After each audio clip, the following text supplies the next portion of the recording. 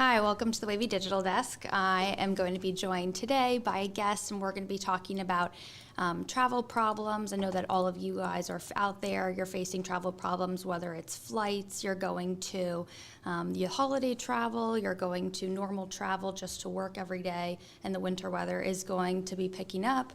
So I wanted to first go ahead and see if everyone has joined us on the Facebook chat. Please drop in questions for us there as we're going, and we'll try to answer all of those questions for you all as we go. But I wanted to introduce Ryan Adcock. He's the Public Relations and Community Outreach Specialist for AAA Tidewater, Virginia. So let me bring him on.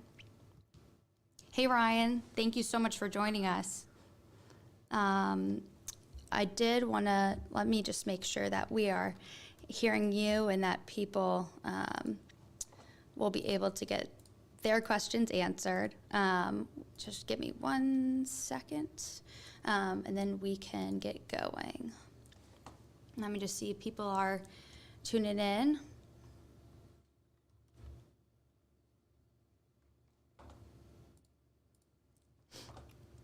Let's see.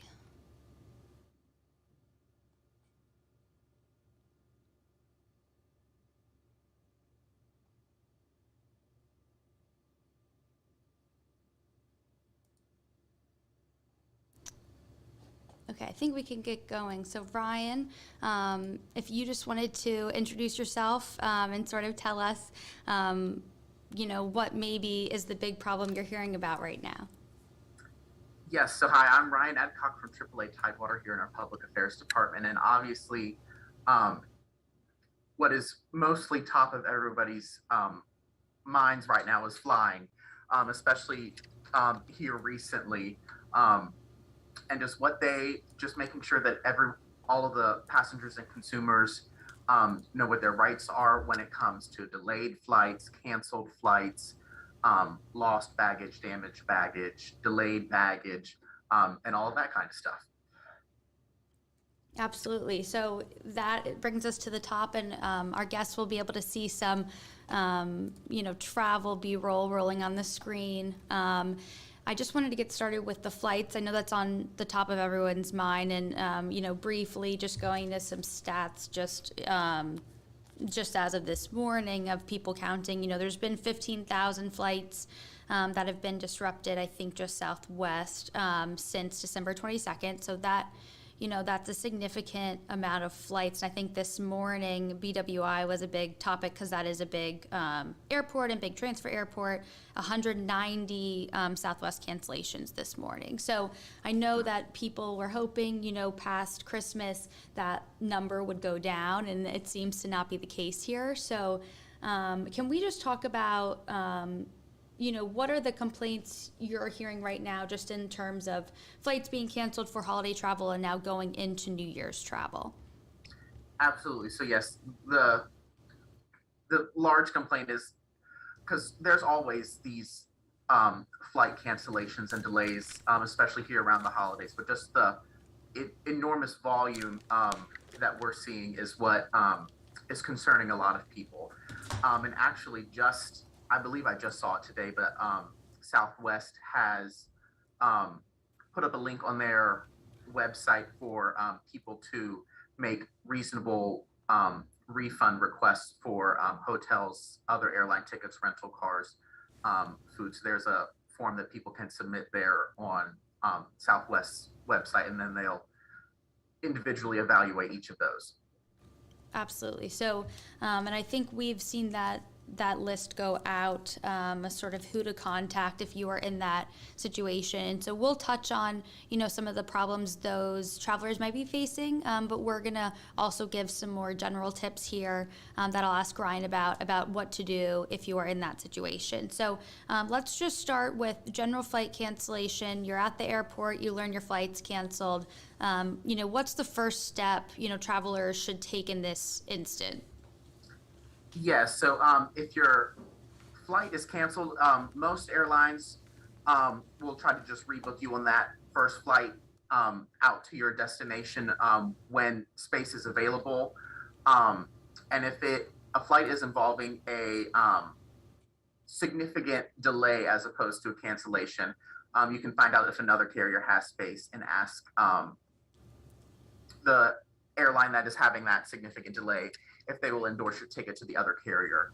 And then, yes, just making sure that packing your patience, packing your kindness when we go to the airport, especially during these large travel volumes here, like we see during the holidays. Right. And that goes probably, through getting your bag on the plane, through TSA, and then to the people at the gates that are, dealing with a lot of, the fallout of this, I imagine, at the airport.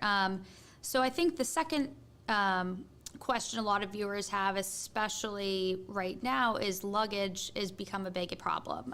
Getting their luggage back. Some people have not been able to get their luggage off a plane. If they're going to go home, they're waiting for days. We're seeing footage of suitcases sort of piling up at the airport. What's the best tip, if you have any, for getting that luggage back? Maybe what to pack in your suitcase and what not to pack in your suitcase. But what are you hearing in regards to, lost items in situations like that? Yes. So, yes, a bunch of what you and your viewers have been hearing and experiencing as well. But to one, a little bit of a preventative measure, but just making sure if you are taking a carry-on bag, maybe packing some of those essentials, all of those toiletry items, a change of clothes, those type of things that you know that you will have with you when you get to your destination. And then as far as damaged bags or delayed bags, just making sure that when you get there to the baggage claim and you don't see your bag roll off the conveyor belt, just making sure that you're there talking to the baggage personnel, and they are able to file a report and provide you with a copy of that report, and that should have the phone numbers that you can call. And airlines are usually pretty good about getting it to you swiftly. And once your bag is declared, heaven forbid, permanently lost, you'll then most likely have to submit a claim and a little bit more of a detailed form to whatever airline you're flying with.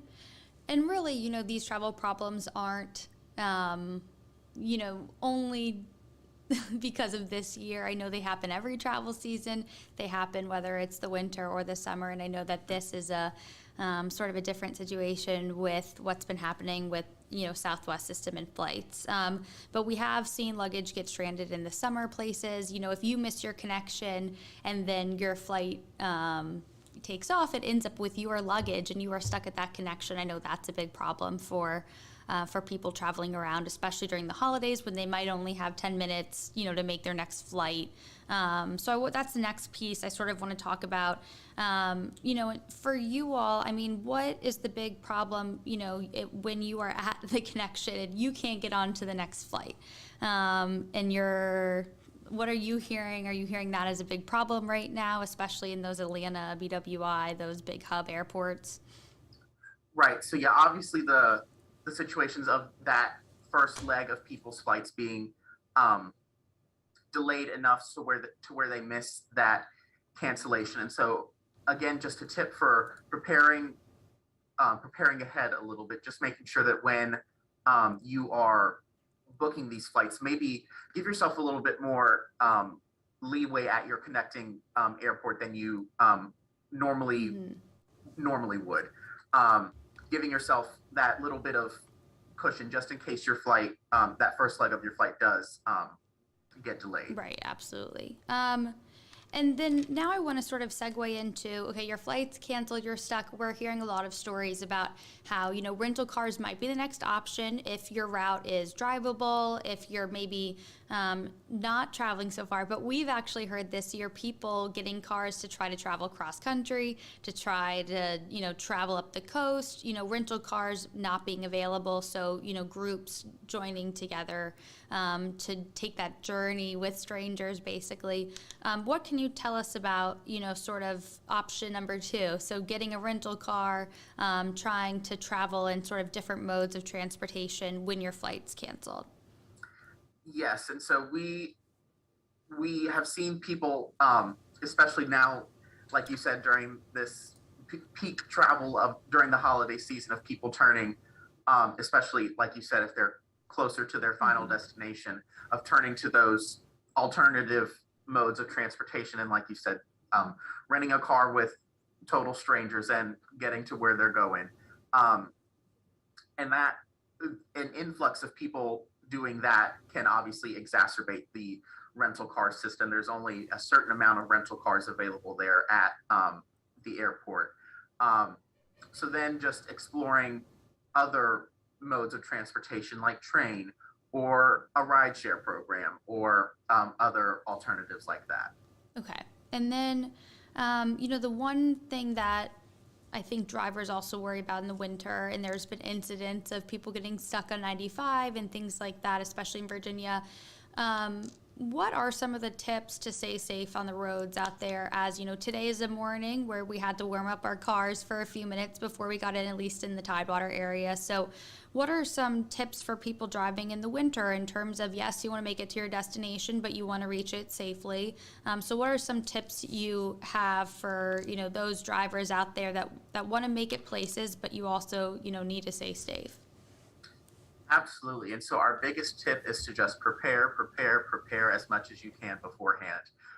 Having a winter driving kit in your car, like with your carry-on, with all of those essentials that you may need, clothes, things to keep you warm, jumper cables, because like we saw on I-95 last year or earlier this year, and then as well as seeing all of these places, especially up in Buffalo, getting this large influx of snow, just making sure that you are prepared. And then if we are in these dire situations like they are having up there in Buffalo, just not going out if you don't need to. Right.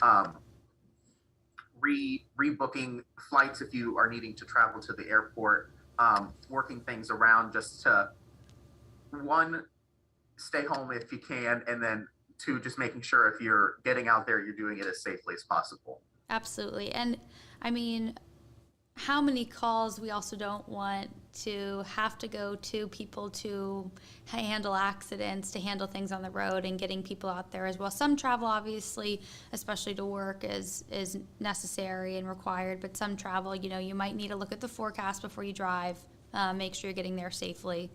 Right.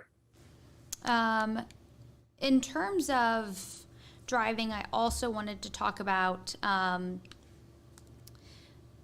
what sort of is the best protocol in terms of, I'm trying to, sorry, I just wanted to check at the chat. I know I just interrupted my thought. I just wanted to talk about, also in terms of driving, a lot of people, I know that we touched on this briefly, but are sort of wondering, what is the best route to get a rental car set?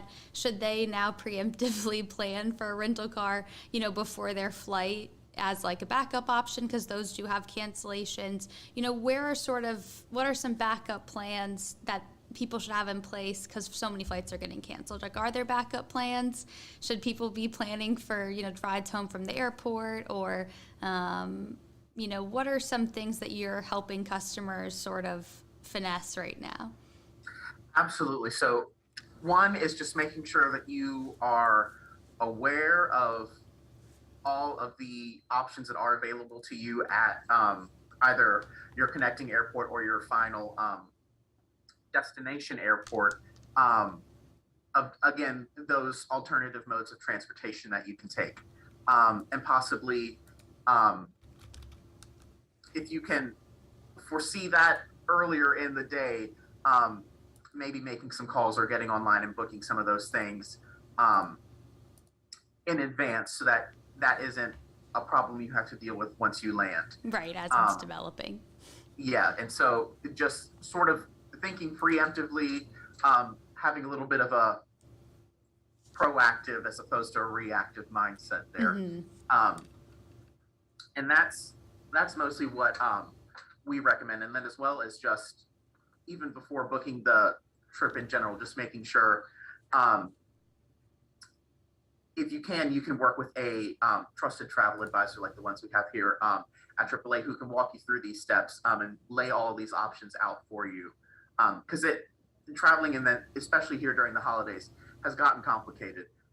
It can be a little bit daunting. So having someone there to put your mind at ease can really help. Right. And then do you all have any, tools you use for flight tracking or those sorts of things that you recommend people use? Or are they able to call you, obviously, if they book travel with you all to sort of get help on what the forecast is looking like, or if their plane's delayed, or sort of where that plane actually might be coming from, if it's actually going to make it to them? Yep. So you can always, if you book with a travel agent, they're always there for you.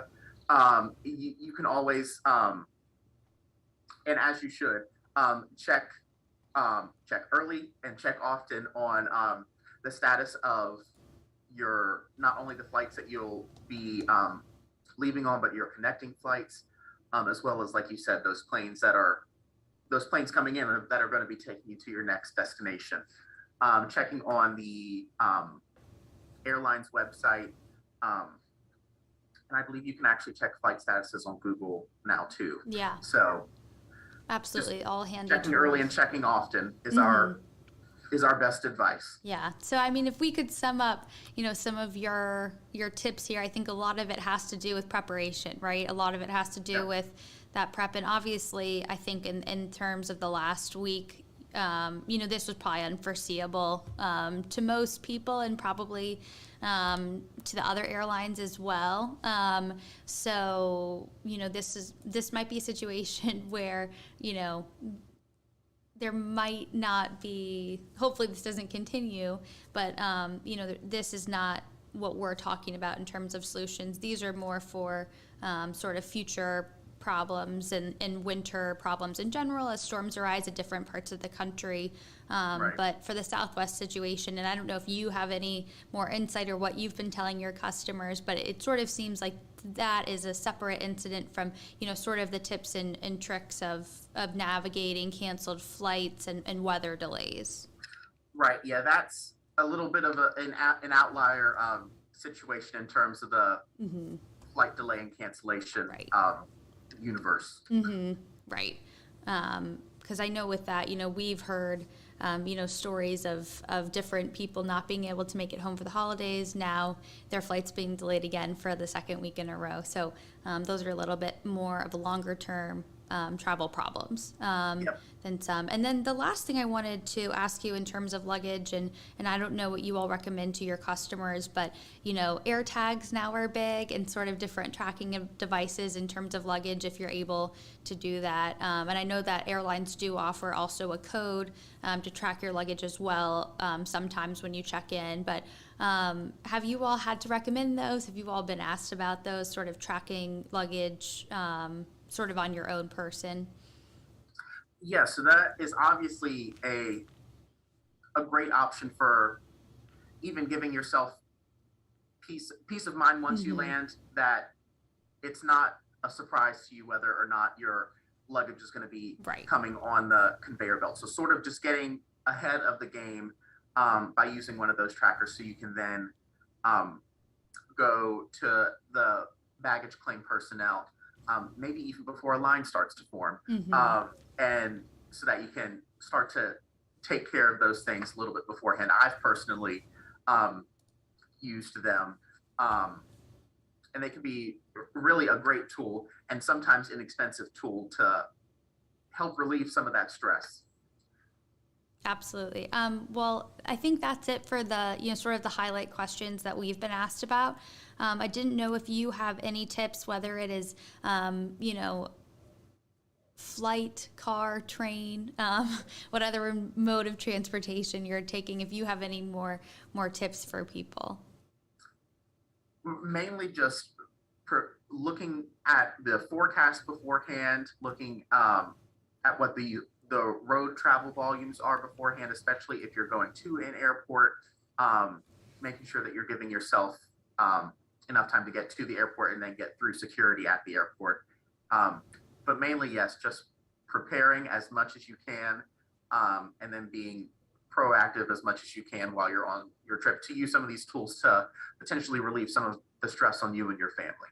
Absolutely. Well, Ryan, thank you so much for joining us. I have a feeling that we will be reaching out to you again as the season continues. We're only in the beginning in the beginning of winter here, I feel. But thank you so much, and thank you for, being a resource for us and giving some sort of tips and tricks for traveling. So I really appreciate it. Absolutely, Sarah. Thank you. And thank you all for anyone who's joined us or will watch this later. And if you have any questions, please be sure to message back on the Facebook feed or Twitter, and we'll try to get those answers out to you if we haven't answered them in this chat. So thank you so much, everyone. Thank you.